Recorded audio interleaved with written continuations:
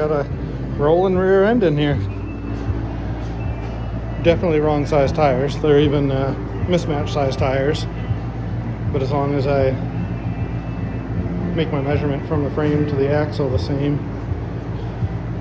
I can get some pieces tacked in there. I'm probably just going to take a couple pieces of angle iron or pipe or something and go from the axle up to here, and then from here back, just to keep it in place so I can roll it around.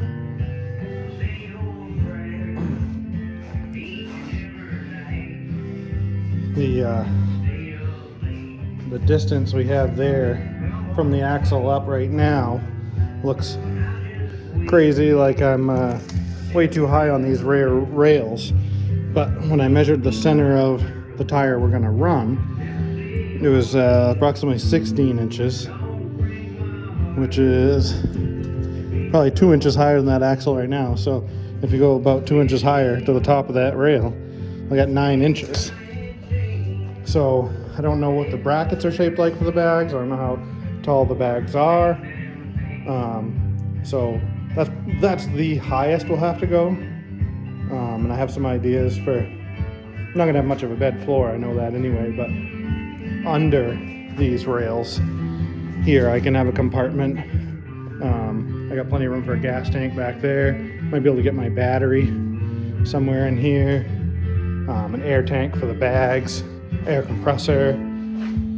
So although I won't have much of a usable bed, it'll still all look right. And I'll be able to make use of that space.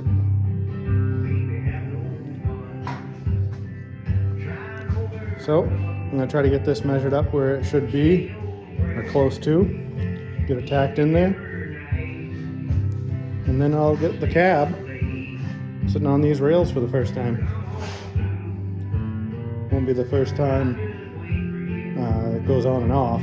We still have all of our gusseting to do, but I do have customer vehicles, believe it or not.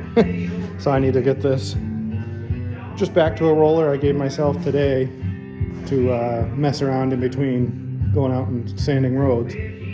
So if I have this rear end tacked in here, the cab back on for today, it's a good accomplishment. I'm on schedule for my other jobs, and all is well. Wow, yeah, that does look like a pretty drastic setup right there. But I want to be low. You got to build the rails low, unless you want to lose a bunch of floor space and channel the cab down over. But I decided this is getting a chop. Not sure, anywhere from 3 to 6 inches, but we're definitely chopping it. So if I'm going to chop the top that much, I don't want to lose any floor space. So low frame rails and going with the 2x3 box, that saves us some. Every little bit counts on trying to set this thing up low. And when I'm on bags, should be able to just about set it on the ground. Yeah, there it is. I have my 4-link in place, and those are my airbags. So I guess I have a 2-link. This piece of angle iron, that piece of angle iron. That's my rear suspension right there. Rear airbags. Okay, you all know I'm kidding, I hope. But that should be the basic location of the rear end. Real hard to see and tell what's going on with these tiny tires. Let me see if I can figure out how to run the camera and get this there. That's more like it there.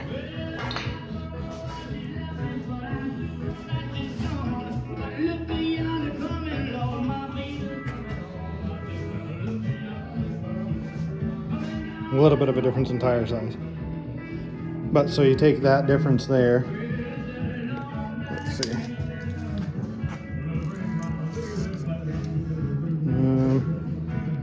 about 8 inches. So split that in half.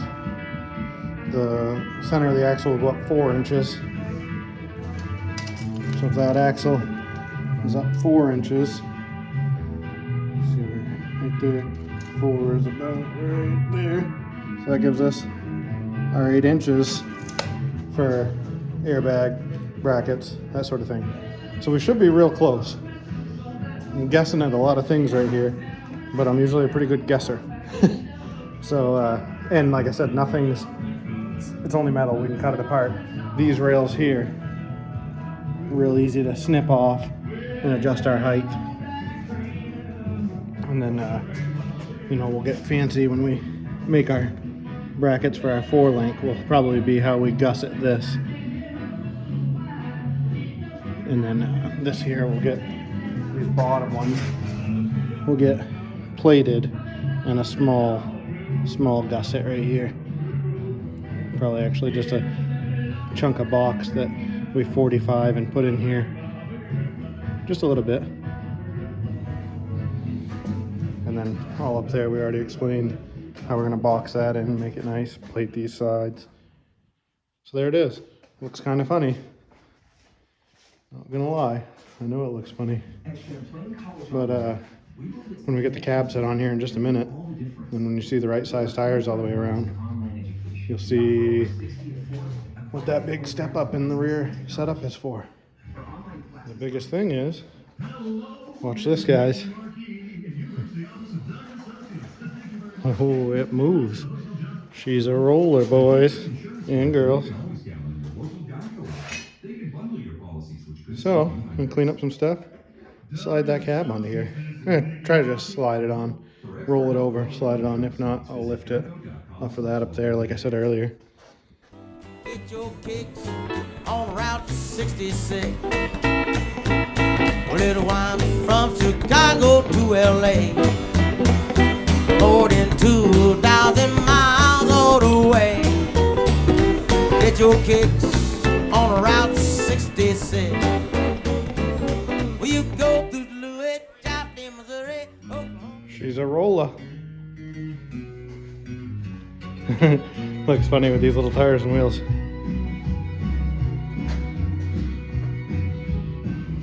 But I can push it around now. See my airbags and my 2-link rear suspension. Pretty cool.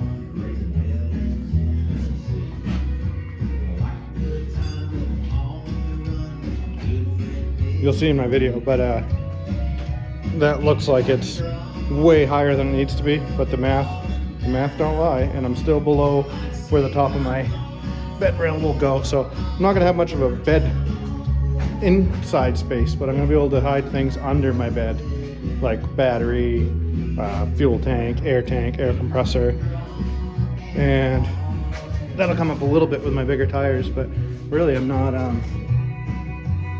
gonna have too much of a drive shaft transmission hump. I thought it was gonna be a lot more drastic than that. Probably 6 inches out of that cab. But I didn't have to channel any of my floor to sit like that, the way I slung the frame down like that, which is good because after watching that video you told me about, I'm chopping the top. Gotta do it. Gotta be done. Gotta show we can do it. So we're gonna do it.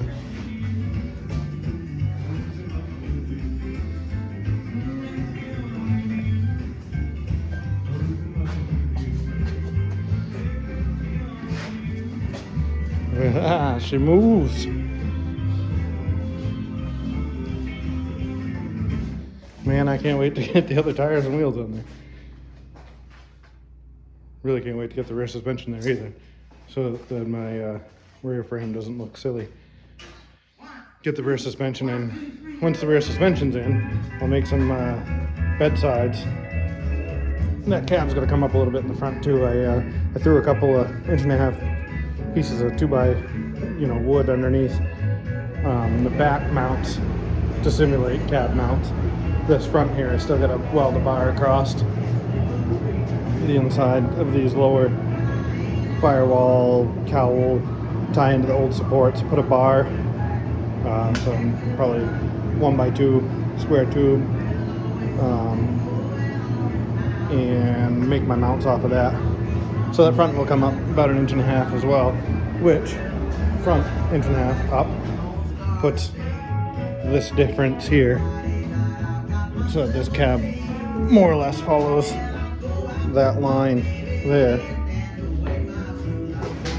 Not that you'll see it, but I know it's there. But there it is.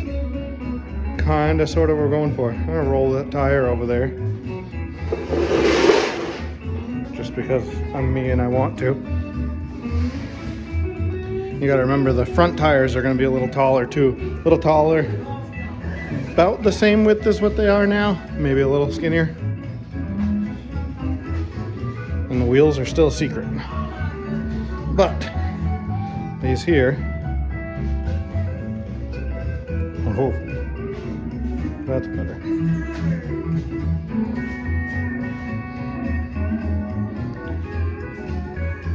Take me forward a little more out there. Well, I got my center about right for looks wise. That's about where I wanted it.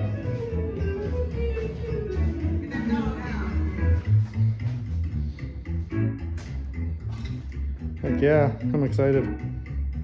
It's gonna be low. Yeah, this is what we're building today.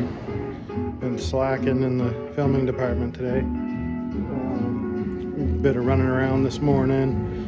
Had a little dusting to 1 inch of snow we had to go take care of. Put out some salt on the roads. Got back, got the shop cleaned up from the work we've been doing on the little shop truck. Got this in here, warmed up, cleaned up, and taped up. And we're putting some color on. Probably about all we're gonna get today is get this painted, and we're gonna do some running around. We gotta grab some materials. Samantha's getting a new computer for the business, for the vinyl end, the decal end, for decals and the shirts. She prints all our shirts. Check out the website to be able to order those. There's a link on there. Sweatshirts, t-shirts, long sleeve shirts, and hats are coming real soon. So go check out the website. It's just www.highlandviewhotrods.com.